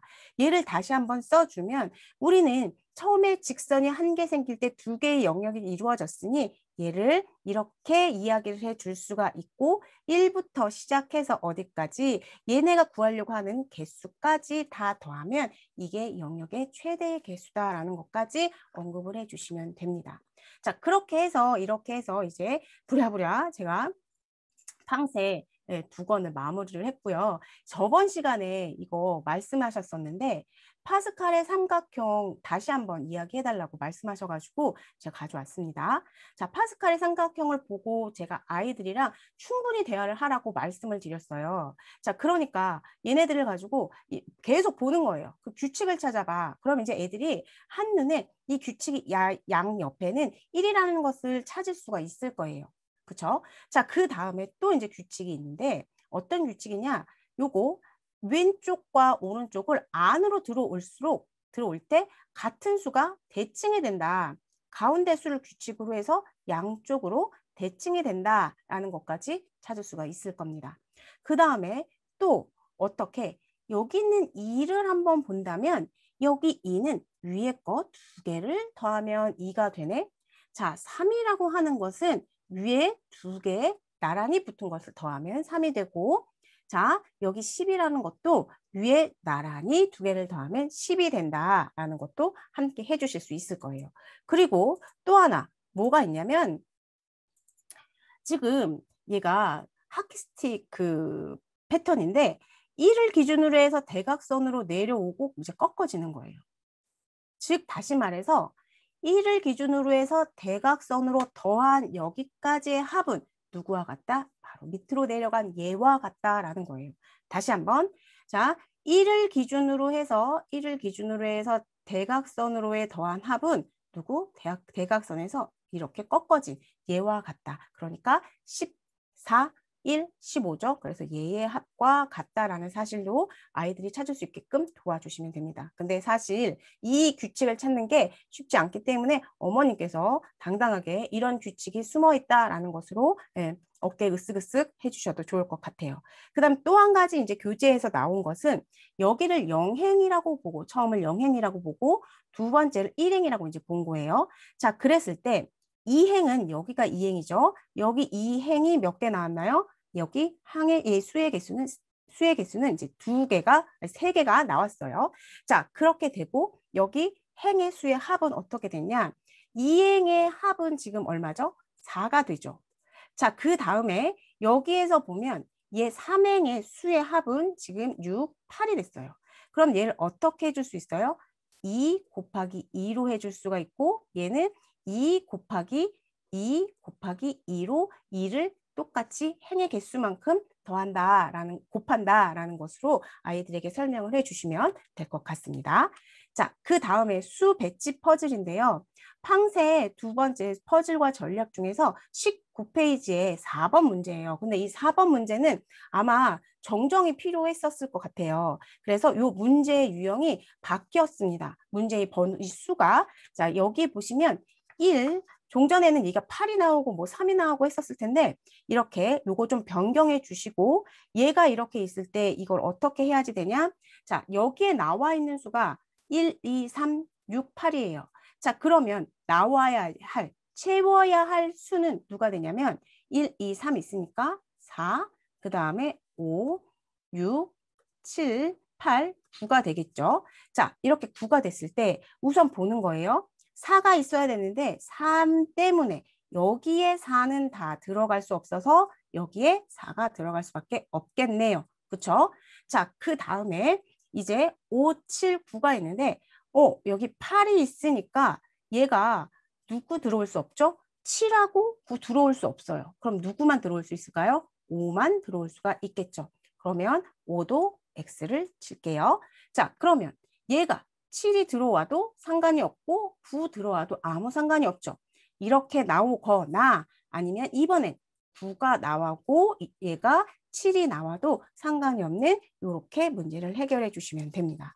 자, 그래서 이렇게 해서 팡세 월요일과 금요일 두 번에 걸쳐서 이렇게 진행을 했고요. 혹시 오늘 한 것 중에서 이해가 안 되거나 제 말이 너무 빨랐거나 또는 조금 더 부연 설명이 필요했다라고 하시면 지금 질문을 해주시면 좋을 것 같습니다. 자, 다 없으신가요?